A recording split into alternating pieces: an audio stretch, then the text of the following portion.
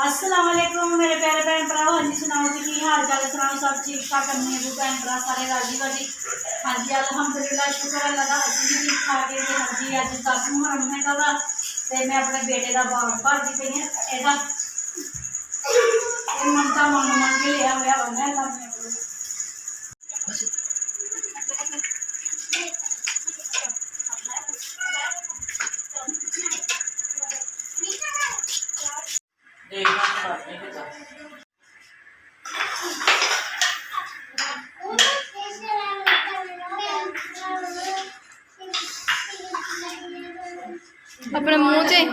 अपने मुँह से अस्सलाम वालेकुम मुँह से गुनगुन करी जाता चीज़ बोल लिया हुंदा।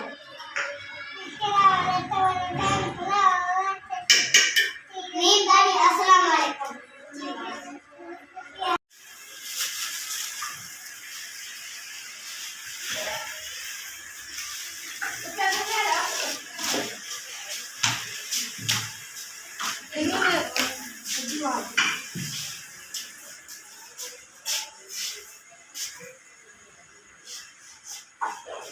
बच्चिया को ध्यान ना अंदर वाड़ना तो ध्यान ना कटना है, कोई दरवाजे गेट च हक ना दे बच्चे ने रश पा लेना।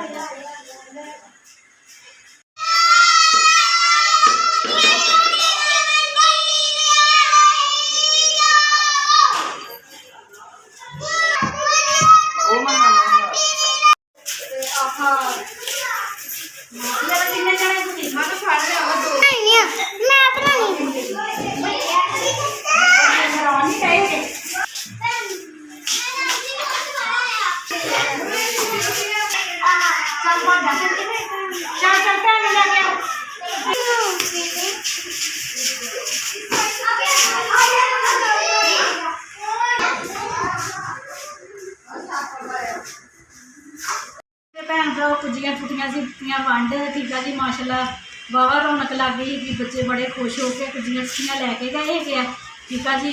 तो हुण थोड़ी देर हो गई मैनूं भुख लग गई, मैं कहा चलो अपना होटल पर भेज दे तंदूर से ना रोटियां लगवाते है। दोपहर की रोटी असीं तंदूर तो ही लवाई दी आ।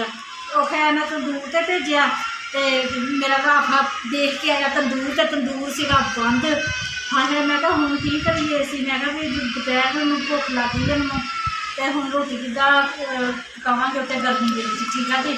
तो उधर मेरी दोस्त भी है भैन भी है, उन्हें फोन कर दिता कहती बाजी भी ना चावल बनाए है दे उन्होंने वंडी बच्चों ना चावल तो कहती बच्चों भेज दो चावल लै जाए ठीक है जी। उधरों सिद्धरा करो दी बच्चे चावल ले आए ठीक है। तो उधरले महल्ले साढ़े बड़ी रौनक होंगी आ। 10 मुहर्रम बहुत लोग ना न्याजा वगैरह तकसीम करते है तो माशाल्लाह इन्नी रौनक होंगी कोई हिसाब नहीं भी।